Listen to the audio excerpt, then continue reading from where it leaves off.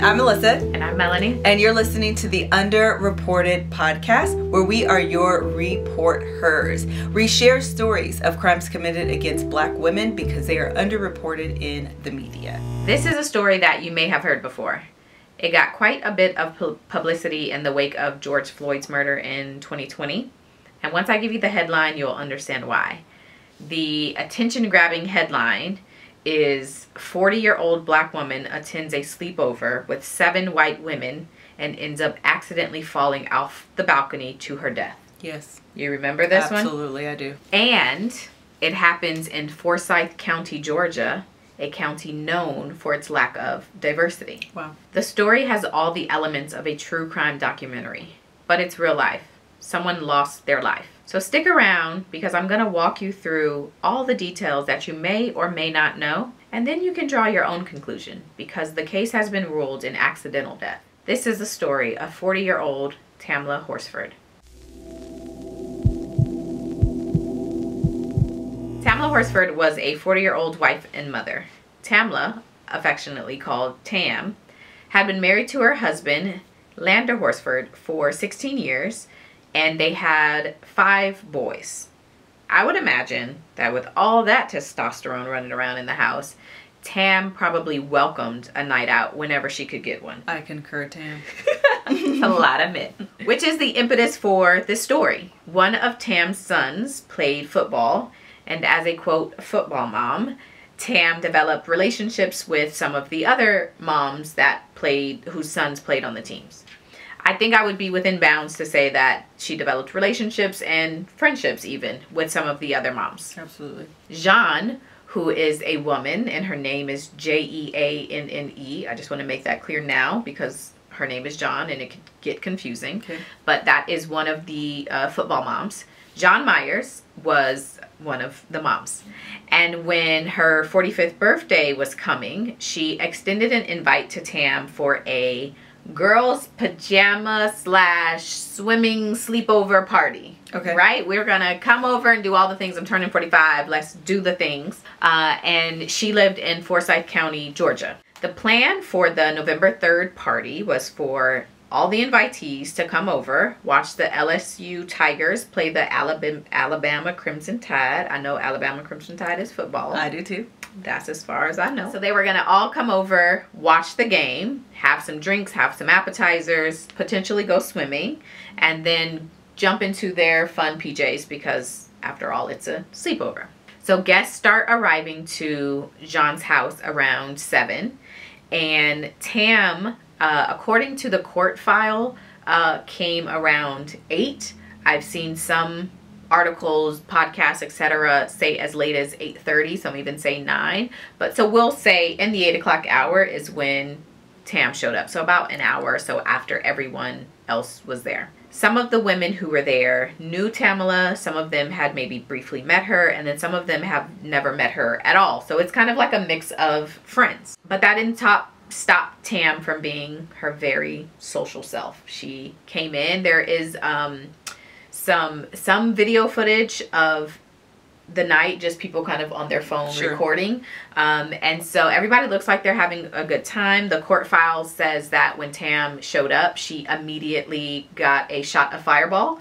And she walked in with a bottle of tequila for the birthday girl. Like she came ready to have a good time. One of the most prominent pictures that I had seen in relation to this case is a picture of 8 women, including Tam, all on a couch. Yeah. She's kind of centered and she's Black, so it's like very obviously this is her, and then there's women on both sides of her and they look relaxed, chilling, like whatever.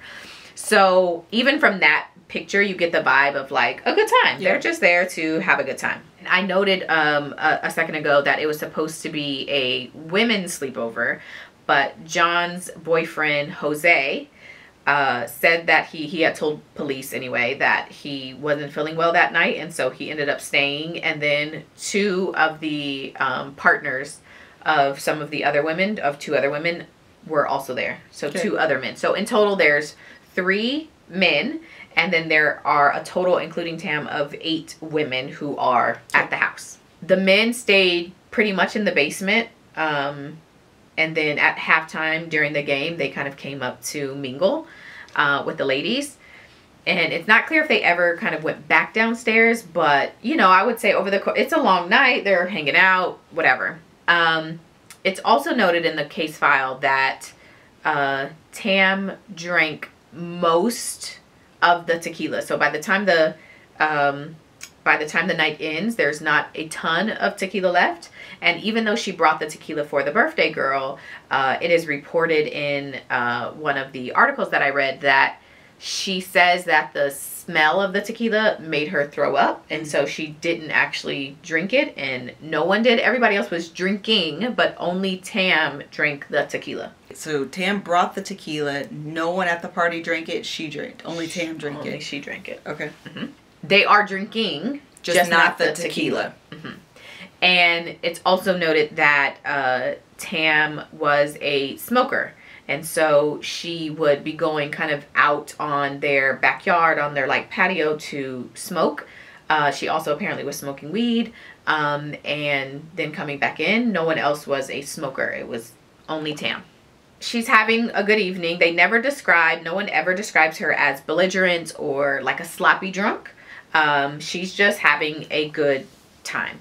So as evening turns into night, some of the guests that plan to not spend the night, because obviously that is an option, they start winding down, nights kind of starts ending, people start going home. So, and the other people who were spending the night started getting kind of assigned to their rooms. Tam, however, isn't ready for bed. So she's kind of like, let's stay up, everybody. Again, she's away from her kids and her husband. She's like, why is everybody going to bed? But they do. People start going to bed. And one of the ladies who decided to leave, her name is Bridget, she was still up waiting for her ride. And so Tam and Bridget are kind of up talking until Bridget's ride comes. So it is after 1 o'clock or around 1 when everybody has gone to bed, and it's just Bridget and Tam up waiting for Bridget's husband to come pick her up. Bridget is up eating gumbo because that was one of the meals for the evening. Before 2 a.m. is when Bridget's husband comes. And so Bridget says her goodbyes to Tam and she goes to her car and she leaves. What happens after Bridget leaves is only confirmed through John's home security system, because it sends notifications to her phone when a door is opened or a door is closed. Mm-hmm. But that is the only kind of confirmation that happens after Bridget leaves the house. Meaning the activity in the house is not confirmed, but the opening and closing of doors, and that's it. Correct. Okay. So the list of notification is as follows. And remember, Bridget left a little bit before 2. So this first notification that was on John's phone is Bridget leaving. Okay. But if you want to just read the times and then what the notification was. Okay. Go ahead. 1:47 a.m. front door was open. The assumption would be Bridget leaving. 1:47 a.m. front door was closed. A complete closure of Bridget leaving. 1:49 back door was open. 1:50 back door was closed. 1:57 a.m. back door was open. And then nothing. And the back door was never reclosed. The back door was never reclosed. So the next morning, November 4th, John's aunt Madeline, who also lived at the house and she attended the party, gets up around 8:45. And I have seen in the case file that Madeline got up and went outside to see what the weather was. And she looked over. 2020, look at your Apple phone. She looked over and saw someone in the grass. I've also saw in newspaper articles that she was up making her coffee and just staring out the window, and she saw Tam had Dalmatian pajamas, and so she saw a piece of the pajamas through the window, and so she stopped making the coffee and ran upstairs. I'm not clear. Again, the case file says that she actually went outside, and that was like the officer's retelling of what, after he interviewed her, what was said. So regardless of if she was outside or not, she ran upstairs to tell the homeowner, John, and her boyfriend, Jose, to come downstairs and take a look outside. Oh, so she immediately had an instinct that something was wrong. Yes. So she wakes them up, tells them to come look outside. And when they did, they find Tamla laying face down in the backyard. And remember, she's up around 8:45. By 8:59, the police are called. And I am going to play just an excerpt from the 911 call, because there's a few points in here that I think are just interesting to hear for yourself. So I'm going to play the 911 call from 11 Alive's YouTube page. They have the full call there, so if anyone wants to listen, we can have it linked out for you to listen. I'm just going to play some excerpts from it. Michael, what's the address? 4450 Woodlet Court. 4450 Woodlet? Is there a redo? Woodlet. Woodlet, okay. Alright, 4450 Woodlet Court. What is your name? My name is John Myers, Jeanne. I'm going to start it at point 22. Okay, and your phone number is 609.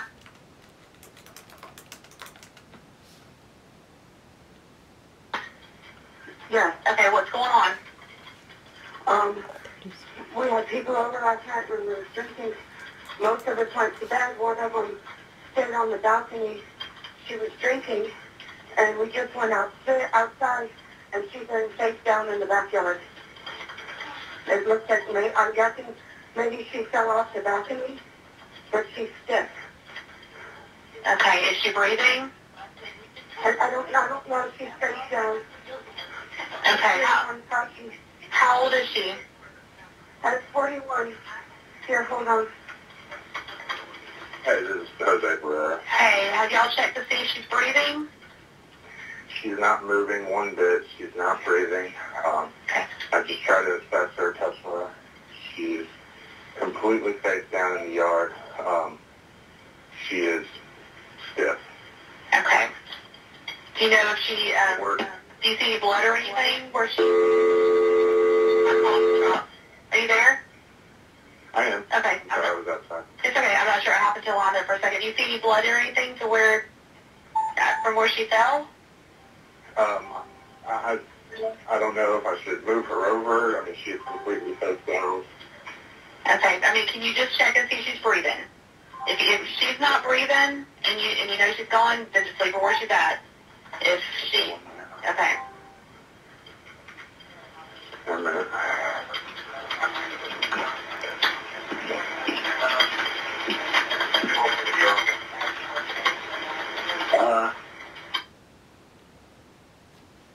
So I'm going to stop right there because there's another part that you need to hear. Do you have any reaction thus far before I play this next part? No. Okay. I think would have caught the incident if she fell from... I don't believe anybody was. Okay. Her name is Tam Horsford, Horsford, so it's locked here now. I don't believe anybody was. My girlfriend has cameras here on the back deck that we can check. Okay. That I think would have caught the incident if she fell from here. Again, They're pushing forward this narrative very early. It's hard to say if she fell from the deck or if she was already downstairs. She was the only... Hold on 1 second. How do we know for sure she fell? We don't. All right, so those are the clips of the 911 call. Again, you heard Jean's voice, you heard Jose, her boyfriend's voice, and then, of course, the dispatcher on the line. So really quickly, what this gives me is, okay, if my aunt sees someone and I come downstairs, the immediate reaction is call 911 and you're kind of frantic and figuring things out on the phone. The idea of, I think she fell and the boyfriend immediately going to that as well is giving me a pregame conversation to the police that is piecing together, and then you're pushing this narrative forward immediately in this 911 call. That's like an immediate, to me, like already kind of red flaggy. Yes, yes. It's really hard to judge someone's reaction and what you do in any situation. So fully want to acknowledge that. If I came downstairs, though, and saw someone that appeared to be hurt, harmed, unconscious, dead even, I feel like, even though I probably shouldn't, but I would have touched them. No. The thing is that their answer was incongruent.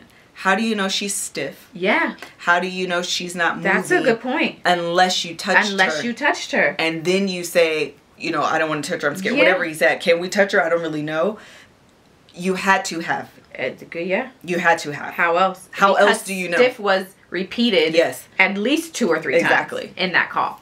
Police arrive after that call. Well, the dispatcher stays on the line until the police arrive at the house. By 10:47 a.m. on November 4th, Tamla Horsford is pronounced dead. The lead investigator describes the scene when he arrives in this way. Tamla was located in the backyard in a prone position. She was laying with her head away from the residence and her feet toward the residence. Her left arm was at an approximately 40-degree angle from her body, and the forearm and hand were bent further toward her head at approximately a 10 o'clock position. Okay. Her right arm was straight by her side with her hand approximately 6 inches from her leg. Her legs were straight behind her with both feet pointing to the right. Tamla was clad in a one-piece pajama outfit consisting of a white fleece hooded outfit with dog paw prints on it and a set of ears affixed to the hood. Most notable when Tamla was turned over was the fact that she had come to rest face down. Her head had not been canted to one side or the other. So she was literally face down. Exactly. Okay. Tamla's right wrist was fractured or dislocated. There was a large bump where her wrist met her hand, as well as a cut over the bump as if the bone had cut the skin from the inside. There were matching defects on both of Tamla's shins. These corresponded with a piece of metal landscape edging which stood up approximately 1 inch from the surrounding ground. Other than the broken wrist and cuts on her shins, no obvious signs of injury presented themselves. No. Exactly. No. Not if you fell and you're planted face down. Your nose didn't even break. And while we're on that, because if you fall, you're bracing yourself. You're bracing yourself. You have to be completely drunk out of it, gone, to fall to the point where you're not, or already dead, or protecting your head, or you have to be dead. And then even then, the likely you just do this. Yeah, that even seems unlikely. Well, and that's the thing. If you fall from a high point, it seems like there would be more of a chance for your body to not be so perfectly flat. If you tripped and you're lower to the ground or placed on the ground, that positioning makes sense. 100%. The medical examiner who performed the autopsy summarized that she was last known to be alive shortly after midnight on November 4th. The other thing, just to quickly interject here, is that this happens to be daylight savings time. And so I have a lot of questions about time and what is actual time or wrong. Like, how does that, and I haven't been able to find, at least in the case files, that like someone addressing that. But that night was daylight savings. That is a good point. At that time, she was drinking heavily at a party in a residence, which we know. And the next morning, she was discovered unresponsive in the backyard under a deck that is approximately 10 to 15 feet above the ground. It appears that she may have fallen from the deck. She was pronounced dead without attempted resuscitation. The autopsy revealed severe injuries of the head, neck, and torso, and there was bleeding between her brain and her skull. There was a fracture of her second cervical vertebrae, so like a broken neck, and a laceration of the heart. I'm not sure what a laceration in my mind is a stabbing. That's what I thought. So I'm not sure how that jives with her heart being stabbed. Other injuries include abrasions of the face, left arm, left hand, and left leg, lacerations of the right wrist and right leg, and a dislocation of the right wrist, which we said because of the large bump.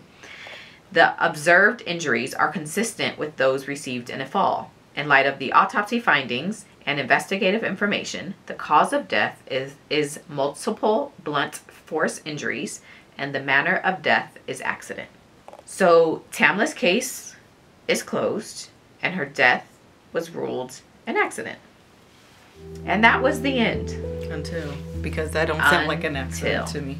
So folks start learning that in December of 2018, so about a month after Tamla's death, Jose Barrera, who is Jean's boyfriend, quote, used his position as a pretrial court services employee to access the death report in Horsford's case, a case in which he was a primary witness and one of the only people to touch the victim's body. Although Jose was never charged with the crime, he was fired. And this incident gets people talking. Oh, that's going to get the people going. Why are you so interested in the autopsy report? 100%. So now let's get into some of the inconsistencies and questions that many people have with this case. And we touched a bit on them already, but I just want to kind of run through. Now that we know what happened, let's run through the questions. Some of this is rumor mill, some of it's unfounded, some of it is pure gossip, some of it is valid. So first, everyone at the party claimed that Tam was the only smoker. And Leander, Tam's husband, one of the questions that he first raised after this incident is that there were 2 lighters found on the table, I believe outside, and there was no explanation for the lighters. Like, who else was smoking? Did one run out of lighter fluid and so she had to get another one? That's not the case. The only other explanation is somebody else was smoking. But that has never been addressed. Secondly, I read an article that said Bridget told police that Tamla walked her to the door. She gave her a hug and then shut the door and went to the car. Bridget's husband, however, told police that Bridget came to the door alone. He didn't see Tamla at all. That could be something, that could not be something. True. Why would you say that if it didn't happen, if she wasn't there? The other thing that I frankly don't understand is, I'm just gonna show you, we already talked about the balcony and how you fall. I'm just gonna show you a picture of the balcony. Kind of, I don't know if you're able to see, but what it looks like to me is that the balcony, like the what is this called? Railing? Yeah, fence? the railing on the balcony on an adult is probably coming to your waist. Yeah. You have to jump or climb to get over. 100%. You're not just, it's not like one of those old school where, you know, people would fall out of a hotel because it was so low and oh my God, accidentally fell. No, no, no, this is an intentional, it's not a, oh, I tripped and didn't realize how low this is. You can't even probably jump. You have to get on top of the railing and dive. Especially if you end up face down. And the other thing is that over here you can see this has a bit of an awning. Oh yeah, it does. Has a top to it. Yep. So there is limited space between where the kind of fence, the railing stops and the kind of awning at the top begins. Which means you're not standing straight up. How tall was she to be able to flip out and propel herself and down. Propel yourself at a speed of which where your face is broken, your head, your torso, all of these, your neck, abrasions. And the other thing is, there were so many, I mean, we kind of read off of everything that the autopsy found on her body and all of this blunt force trauma and all of these things. What does it look like for someone fighting for their life? Yeah. Because is that consistent with what a fall looks like too? It just seems like, why is this the only conclusion that was drawn? And so quickly, another question that was raised is that the autopsy showed that Tam had marijuana, which is what people said that she smoked that night, and she had Xanax in her system. And her family was confused by the Xanax part because she doesn't have a prescription for it, and she's not known or wasn't known to take drugs or prescribed drugs or Xanax pills. So the question was asked to the attendees, to the party goers. Who gave her the Xanax? Exactly. And one of the party goers says that she is prescribed Xanax and she would never share it because it's a prescription and she takes that very serious. Definitely the PC correct answer. Until police go through text messages of the night and find that she had in fact shared. And so then her story changes a bit to, well, I only shared with the women I knew and I don't know Tam, so of course I never shared it with her. I don't know. And that was kind of just taken. There's no explanation for how or why Tamla has Xanax in her system. And if you're dealing with murder, it seems like you'd want to be like, okay, I gave it to her, but I ain't kill her though. Yeah. But this woman never owns up to even that. So it's just kind of like, we don't have an answer, but that's not enough to make us say that this was anything more than an accident. The next thing is that the lead detective reportedly told the medical examiner that, quote, the position of the body does not appear that she had fallen directly from the balcony, but rather from ground level. Yes. Which, again, one of the things that we're raising.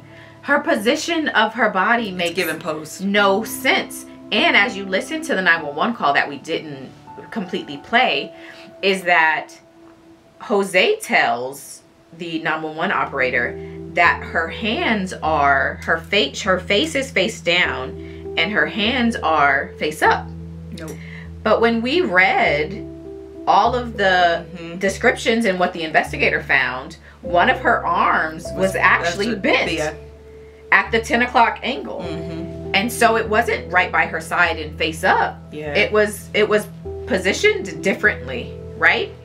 So there's a lot of questions. Jean and Jorge told police again that she was laying face down and her palms were up, but the deputies on the scene said if you were going to fall, you would brace yourself, and there's no way that you would fall in that way. Yeah. You'd spin, or like your body just wouldn't come that way. So those were things that they made mention of, but again, it's never enough it's not enough of a question to change anything about her case. The other interesting thing and it's very interesting because there's not a lot, I had trouble kind of confirming this, and again, I said before we got into this that some of this is rumor mill, some of it is not, so I want to be responsible in saying that, you know, her case is closed currently, but as you listen to the 911 call, there's a few gaps because some of it has been redacted. And so I haven't listened to the full audio recording, but there's some articles that say that at some point you can hear one of the deputies say, we've got some mutual friends together. I've known Jose for a while. We're friends. And remember, Jose worked in the court system. He also was previously a probation officer, and so he has some rapport with these officers. At another point on the body cam of one of the officers, you hear one of the party goers mention getting to her new job. She has this new job and she needs to leave this like murder scene to get to her job on time, to which the deputy tells her, quote, I'm sure you're good because your boss is my wife. This is a small community. The other thing that we'll mention is that I said it's Forsyth County, and this county has a history of racism. So it has something like less than 200 black people in it. There's like long-standing documents and incidents in which there was racism against black people. And so that also makes you have questions. And I think as many black people who probably saw the picture that I was talking about that is always shown, it's all the women on the couch and this black woman in the middle. As a black person, you're just like that ain't That ain't making sense. And so when you hear all these other things, it's just like, yeah, that's what I figured. It's just one of those things, you know, sometimes I think, especially as Black people, it's so hard to describe like racism when it's not outright, or it's so hard to describe feelings where you're just like, I just felt like, you know, like, I don't know, like, I just didn't feel right. Sometimes that feeling is just a feeling, but it is so strong, and it is so like, when you go through it, you just know. Yes. And that's all of this. It's like, can I pinpoint one specific thing, like, that's it, and it was her? No. But taken together, there's just something that tells you this ain't right. This ain't right. And that's not the end of the story. Yes, exactly.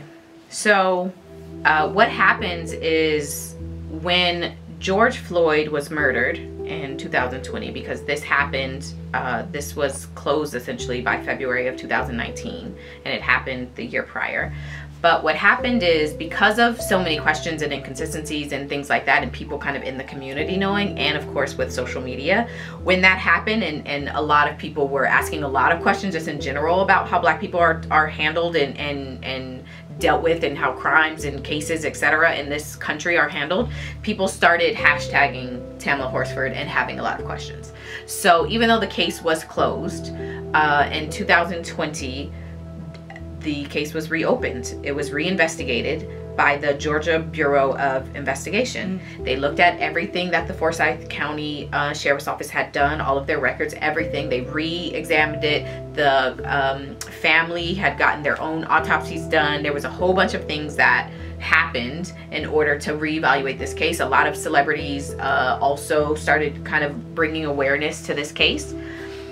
And at the end of the day, the Georgia Bureau of Investigation found that there was no indication of foul play, and it was closed again and listed as an accidental death. Wow. So to this day, Tamla Horsford, her death is listed as an accidental death, and there have been no charges. So, I mean, everything we're saying, of course, is speculation, and like you're saying, the gut, the feeling, and that you just feel like something isn't right here. But there has been no charges, and this case is considered closed. The only other theory that I would put forth with this is that maybe there was a overdose of some sort, whether it be from the combination of the Xanax and the alcohol and the weed and all of those things in her system. I'm not quite sure. Well, I guess I actually would be sure that an autopsy would be able to reveal that. Yeah, would reveal that. But that would be like the only other thing that would make sense to me, is that maybe there was some sort of accidental overdose, and instead of people wanting to like own up to that, they kind of plant this story, or potentially the only other option, okay, if this is an actual accident, okay, if I put that forward and I lead with it, that she was just so high from the Xanax, from the drugs, from the weed, from the alcohol, like that cocktail in her system somehow made this possible. It's so hard to make sense. Yeah. But it's like, to me, outside of everything where I'm like, that don't make sense, that don't make sense, that don't make sense, that don't make sense, that don't make sense. If I were to go with what's presented, case closed, it was an accident, those would be the only two things that I could potentially come up with. But what's so weird, right, is that before she went outside that last time, or whoever, the door opens, back door, at 1:50. 10, a few minutes prior, she just said bye to Bridget. Bridget just left her. And if she was so gone, that's true, Bridget would have known. And unless Bridget was lying. If you take out Bridget's testimony as the last person that saw her alive, and Bridget just hightailed it up out of there, child, I don't know. Someone else left around 7, between 4 and 7 a.m. the next day, because she had to go to work. So the other thing is, if she fell, was there no sound? Yeah, that's true too. Unless they were also drunk. No one... Well, I'm sounding right. Yeah. Listen, just something ain't right. That's all we know for sure. This is a very unfortunate case, and it does speak to this idea of how Black people, but for this podcast and why we're highlighting the stories of crimes committed against Black women, is because they often feel like this feeling of something's just not right. Yeah. And for the sake of, you know, whether it be politics or the sake of records or whatever, they want to be able to close a case and move on. And so this is a very unfortunate circumstance of a tale that's often told over and over and over again. Yeah. Thank you guys so much for listening to today's episode, and we'll see you when we drop the next one. Bye.